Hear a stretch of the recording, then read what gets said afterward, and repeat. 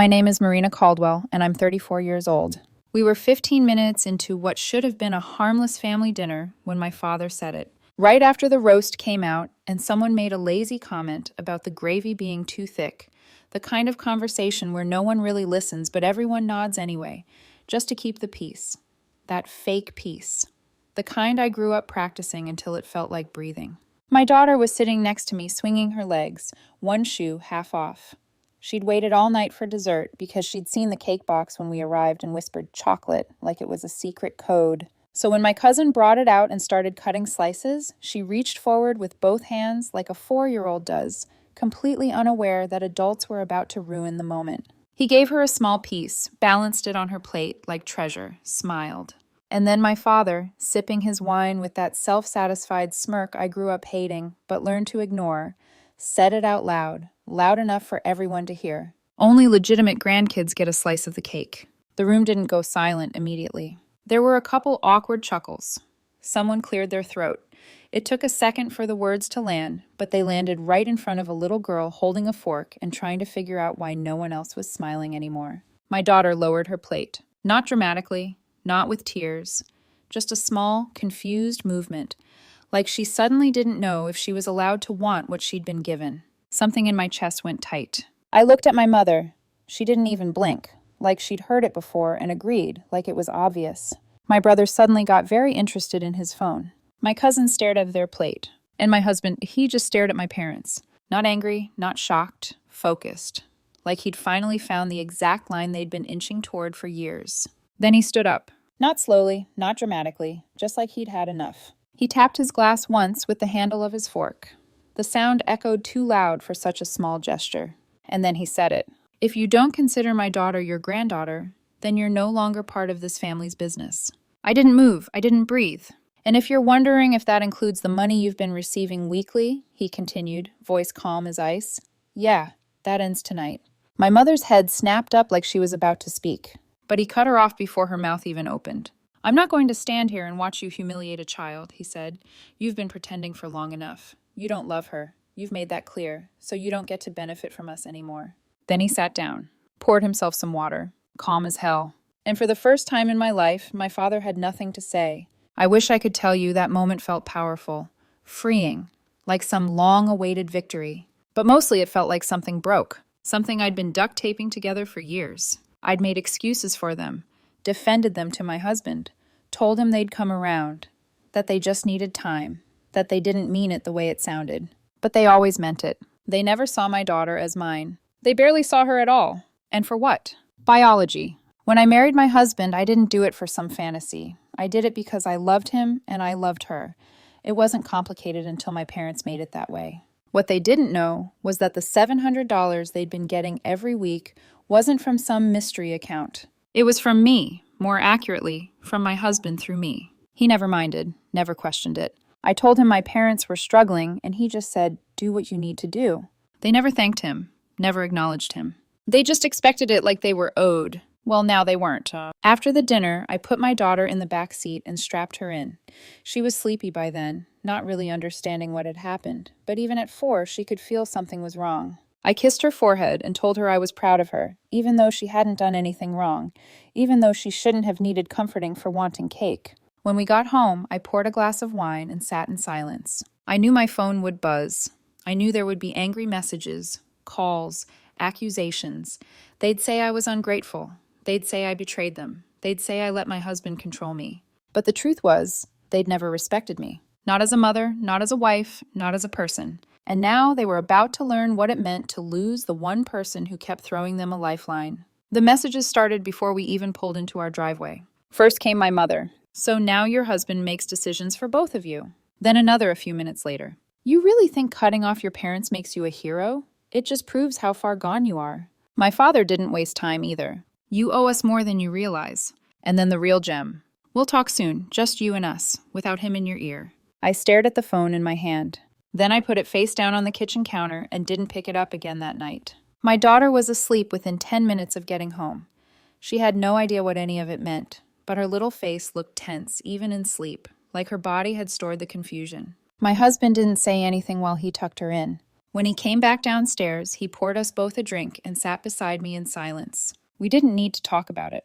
It was already decided. What my parents didn't know was that I'd already stopped the auto payment before dessert was even finished. My hands were shaking under the table while I logged in on my phone, canceled the transfer, and stared at the confirmation screen like it would change something about how I felt. It didn't. I told myself maybe they'd cool off after a few days. Maybe they'd realize they went too far and apologize, or at least back down long enough to pretend they had. But deep down, I knew better. Because people like my parents don't apologize when they're wrong. They escalate until you fold. And as I sat there in the quiet of my kitchen, listening to the house settle, I realized something that made my stomach turn. They weren't done. They were just getting started. By Monday morning, the tone changed. Sunday had been all outrage, sharp texts, voice messages that started angry and ended wounded, like they wanted me to call just to make them feel better. I didn't respond to any of it. I went to work. I packed my daughter's lunch. I tried to move through the day like my entire childhood hadn't cracked open at the dinner table. That's when the emails started. The first one was from my mother. The subject line read, "Let's not throw away family." It was short, almost gentle. She wrote that emotions had been high, that things were said that didn't need to be said, that we should all take a breath and move forward. She ended it with, "We're still your parents." An hour later, another email arrived. This one was longer, more careful. She wrote about how families survive hard moments by choosing forgiveness, how she hoped I wouldn't let my husband's reaction define the future of our relationship, how I'd changed since getting married. Changed. That word sat in my chest like a stone. I didn't reply. By that afternoon, the softness was gone. The next email landed like a slap. "You're not her real mother. You shouldn't be pretending you are." I read it twice to make sure I hadn't imagined it. Then a third time, slower. Something inside me cracked open in a way that felt both painful and clarifying, like finally realizing the thing you've been trying not to see has been standing in front of you the entire time. My father followed up a few hours later with a longer message. He used words like bloodline, betrayal, responsibility. He framed it like a lecture, like I was still a teenager who'd disappointed him. Near the bottom, buried under paragraphs of moral superiority, was a line that didn't sit right. "Things will get difficult if you don't fix this." It wasn't a direct threat. My parents never did direct. They preferred their menace vague, dressed up as concern, so you'd scare yourself filling in the blanks. I didn't respond. I blocked their numbers, deleted the emails. Then, before I could second-guess myself, I forwarded everything to my husband. I didn't need to explain it. I just needed him to see it. That night, when he read through the messages, I watched his face change. Not anger. Focus. He looked up at me and said, "They don't want reconciliation." I nodded. "They want access." "Money," he said. "Control," I added. He exhaled once, slow. "Then we stopped pretending this is emotional." The next morning, the receptionist at his office emailed me. "Your father came by asking to speak with your husband. He said it was urgent family business." Security escorted him out. Apparently, my father hadn't yelled. He hadn't caused a scene. He'd stood there like he belonged, telling the receptionist he was family, that this was important. When she asked what the meeting was about, he said, "He'll know. It's about the money." That was the moment it stopped being theoretical. That night, my husband texted me one sentence. "He's not coming near my building again. Security has his photo." I sat in our backyard alone after that, the air cool, the house quiet. I thought about the version of myself who would have apologized by now. The woman who would have called her parents and begged them to just accept my daughter a little, enough to keep the peace. That version of me didn't exist anymore. They didn't whisper their cruelty behind closed doors. They said it with cake on the table and 20 people watching. They wanted a public win. They got a public fallout. 2 days later, my cousin Josh called. He sounded uncomfortable, like he didn't want to be involved, but couldn't stay silent. "I thought you should know," he said. "Your mom's telling people your husband made you block them. She's saying he's controlling you, that he's isolating you by cutting off the money." My stomach tightened. Who did she tell? Aunt Marie, a couple others. She even said he's abusive. I didn't interrupt him. I let him finish, thanked him. Then I hung up, and something shifted for good. This wasn't about hurt feelings anymore. This was war. The next voicemail from my mother was syrupy, slow. "I think we all said things we didn't mean," she said. "Let's get back to normal. Call me." An email followed. The subject line read, "Rebuilding Trust." It was 2 paragraphs of half apologies, most of which blamed my husband. She wrote that they were willing to let go of the drama, if I was ready to admit the dinner had gotten out of hand. She reminded me of everything they'd done for me growing up, how much they'd sacrificed. I stared at the screen and felt something close to calm. I had changed. I'd grown a spine. And that was what they couldn't stand. After 2 weeks of silence from me, the tone flipped again. Cold, aggressive. My father wrote that cutting them off financially was reckless, that I had a moral debt to them for raising me, that they were now at risk of losing their home because of my emotional outburst. Then he wrote the line I couldn't forget. You were nobody before us, remember that. And near the bottom, the same warning, sharpened just enough. Don't force us to come for what we're owed. I forwarded the email to my husband. For the first time since the dinner, I saw something different in his eyes. Not rage, calculation. He said one thing.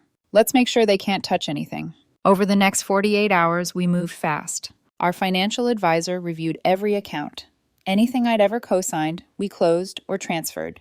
I pulled my name off the utilities I'd helped them get approved for when their credit was shot, canceled the shared grocery card, logged out of the streaming services they'd been using like they belonged to them. Then I called a lawyer, not to start a legal war, but to create a paper trail, just in case. 3 days later, the doorbell rang. A woman stood there, holding a clipboard, wearing a badge. Child Protective Services. She said someone had filed an anonymous report claiming our daughter was living in an unstable environment, that her biological mother had passed, and the woman raising her, me, was not legally fit, that the father might be manipulative and financially abusive. She used those words exactly. Words I had read in my parents' emails. I let her in. There was nothing to hide. She walked through our kitchen, peeked into the living room. My daughter was coloring at the table, humming to herself. She looked up, smiled, held up her drawing of a blue giraffe, and said, "This is for Mommy." The worker's eyes flicked to me. She nodded, scribbled something down, asked a few basic questions, and left. At the door, she paused and said quietly, "This happens when people feel like they're losing control." She didn't need to say more. That night, I sat on the floor of my daughter's room, watching her sleep, her stuffed giraffe tucked under her chin, cheeks soft and peaceful. And I knew something with absolute certainty. My parents had crossed a line they could never uncross. After the CPS worker left, the house felt different. Not violated, clarified.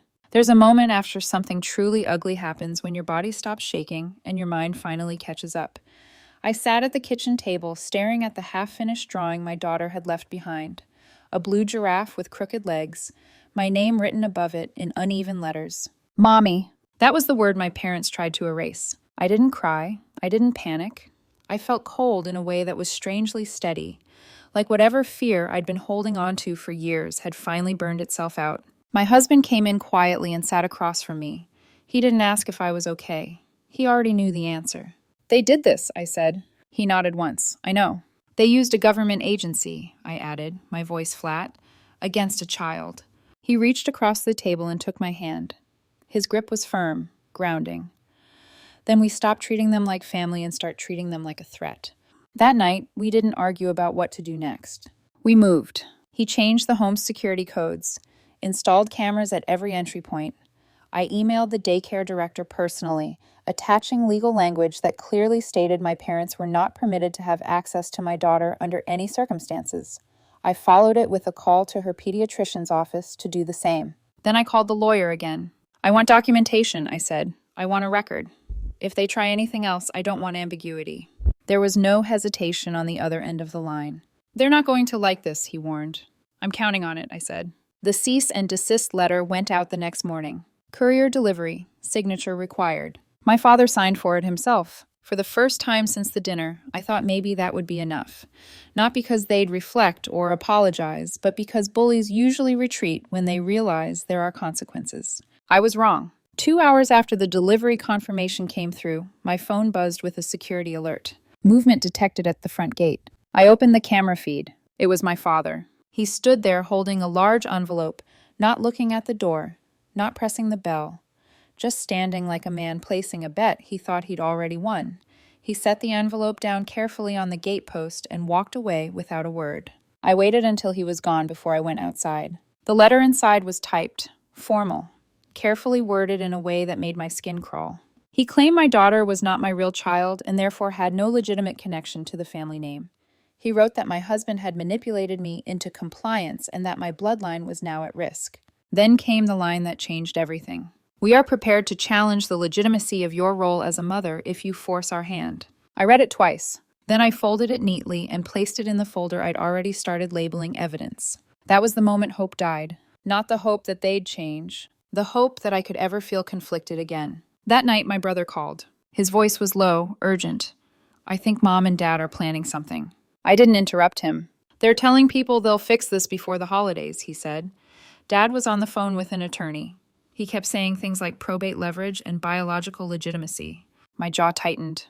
He told Uncle Ray, "You're only the face of the business now," my brother continued, "that your husband has the real control. He thinks if he pushes hard enough, he can still get back in." I closed my eyes. "Don't tell them I called," my brother said quickly. "Please." "I won't," I said. After the call, my husband and I went to the bedroom closet and pulled out the fireproof lockbox we'd kept hidden for years. Inside were documents we'd never thought we'd need to defend. Shareholder agreements, power of attorney paperwork, and the adoption papers we'd quietly finalized a month after we got married. We hadn't told many people about the adoption. The original birth certificate still listed her biological mother, out of respect. But legally, undeniably, I was her mother. No one could undo that. Not my parents. Not a court. Not a threat typed on cheap paper. The cease and desist had barely landed, and they were already escalating. So we stopped waiting. The next call we made wasn't defensive. It was strategic. The next morning we moved before fear had a chance to catch up. Not out of panic, out of clarity. My husband made the calls while I organized the documents.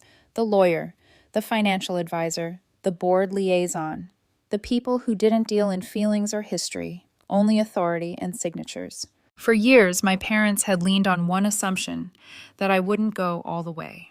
That I'd stop just short of irreversible. That guilt would slow my hand. They were wrong. By noon, a special board meeting was scheduled. Quiet, efficient, no drama.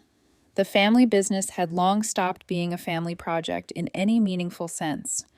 My parents had helped start it decades ago, but they hadn't lifted a finger in over 10 years.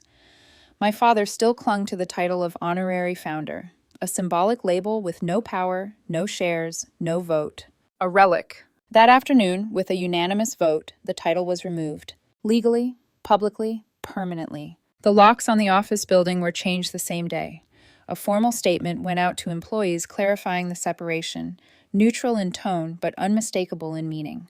No ambiguity, no room for reinterpretation. Then we made one final change. We renamed the company, not after ourselves, not out of ego, but after our daughter, her middle name actually. Quiet, elegant, strong. A name that didn't shout, didn't beg for approval.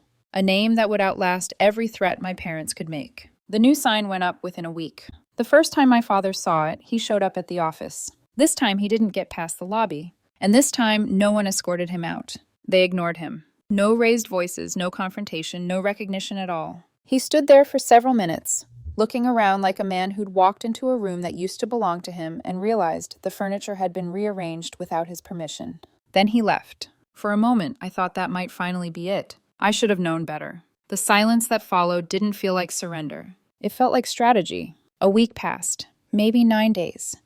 Then the emails started, not to us, but to vendors, old suppliers, former clients, people loosely tied to the business. One vendor forwarded us a message asking if there had been a change in leadership because someone claiming to be the founder had warned them the company was in dispute. We knew exactly who it was. My father had resurrected the title we'd stripped away and was using it like a weapon, telling people there was fraud, that I was mentally unstable, that my husband was manipulating everything behind the scenes. Character assassination, clean and simple. We corrected the record quickly, calmly, legally. The story unraveled fast. But the next blow didn't come through business. It came through my daughter. One morning, just as I was tying my shoes to take her to daycare, the director called. Her voice was tight. 2 people came by earlier, she said. A man and a woman. They said they were your daughter's grandparents and that you'd given permission for them to pick her up. My hands went cold. They're not on the release list, she continued quickly, so we turned them away. But they thought she'd be here today. She wasn't. They didn't know that. I hung up and called our lawyer before I even finished tying the laces. That was no longer manipulation. That was interference. By that afternoon, we had a formal no-contact order filed. Copies went to the daycare, her pediatrician, our security company. Clear language. no loopholes. If either of them came near her again, they wouldn't be dealing with lawyers. They'd be dealing with police. My husband stayed outwardly calm that night, but he still changed every lock in the house. Then came their final move. 2 days later, we were served. My parents were suing us. Not for custody, not for defamation, for emotional and financial damages. They claimed I had abandoned my duties as a daughter, that publicly removing their names from the business caused irreparable humiliation, that the $700 a week had established dependency, and that cutting it off was unlawful. I laughed when I read that part. They really believed that after everything, the CPS report, the daycare stunt, the slander, they could still squeeze something out of us. The suit didn't survive long. There was no merit. It was dismissed before it ever reached a hearing. But it confirmed what I already knew. They weren't trying to fix anything. They were trying to win. And if they couldn't win quietly, they'd burn everything down just to feel powerful one last time. That was when I decided to stop protecting the illusion for everyone else. I didn't announce anything publicly. No social media posts, no dramatic statements, no vague quotes about boundaries or healing. Instead, I did something far more uncomfortable. I told the truth. I booked a small community room, not fancy, not intimidating, and sent a simple message to the relatives who'd spent months asking why I'd gone quiet, why I'd cut my parents off, why things felt so tense. No accusations, no pressure. Just, if you want to understand, come. Most of them did. Aunts, uncles, cousins, even my brother, who'd gone silent after warning me weeks earlier. They sat in folding chairs, coffee cups in hand, uncertain, braced for drama. I didn't give them drama. I gave them receipts, emails, the cease and desist, the letter left on our gate, the daycare incident report, screenshots from the CPS visit timeline, security camera footage showing my father placing that envelope like a threat wrapped in politeness. I didn't raise my voice. I didn't cry. I just laid everything out in order, like evidence in a case file. When I finished, I said one sentence. I'm not asking you to hate them. I'm asking you to stop asking me to forgive them. No one argued. No one defended them. A few people looked sick. I stood up and walked out before anyone could try to soften it, reinterpret it, or bargain it into something more comfortable. That night, my brother texted me. Just 2 words. About time. The next morning, I woke up to 5 missed calls from my mother. I didn't listen to the voicemails. I deleted them before they finished downloading. Then I blocked every number they'd ever used. Not out of anger, out of finality. I didn't feel proud. I didn't feel victorious. I felt clean, like I'd finally cut away something rotten instead of wrapping it tighter and calling it love. Stop! Part 6. The quiet that followed. It's been 4 months now. 4 months since I blocked their numbers. 4 months since the last threat, the last lie, the last attempt to claw their way back into my life. I won't pretend it's been perfect. Sometimes, in quiet moments, I still think about them, not with longing, not even with love, but with a strange emptiness, like realizing a place you used to visit no longer exists. I remember the softer memories sometimes. My dad bringing me candy from the gas station, my mom humming while she washed dishes. The things that makes it harder to accept who they became. But then I remember a 4-year-old holding a fork, staring at a plate of cake she was told she didn't deserve, and the ache disappears. My brother still keeps me updated, carefully. He says our parents haven't stopped trying to rewrite the story, how I turned on them, how my husband manipulated me, how they were forced out of their own business. They never mention the CPS report, the daycare attempt, the threats. My mother even tried sending a birthday card last month. Inside was $50 and a note that said, "From Grandma, always here if you need us." I never saw it. My brother threw it away before I could. They're not done, he told me. They just don't know they've already lost. And he was right. They didn't just lose access to money or control over a business. They lost me. The daughter who twisted herself into knots to make them proud. The woman who believed loyalty meant sacrifice, even when it cost her peace. They'll never meet the woman I became the day I chose my child over their pride. My husband never asked me to choose. He just stood there, steady, while I worked through the grief of realizing my parents never really saw me. Not as a mother, not even as a person. And my daughter, she keeps drawing pictures. One she taped to the fridge last week had 3 stick figures. A tall one with glasses, a smaller one with long brown hair, and a tiny one in a pink dress. Above it, in messy handwriting, she wrote, "My family. No one missing, not a single spot saved." That's when I knew I didn't just protect her. I protected us. I ended a cycle she'll never have to live through. And that's the legacy I'll take over anything my parents ever gave me.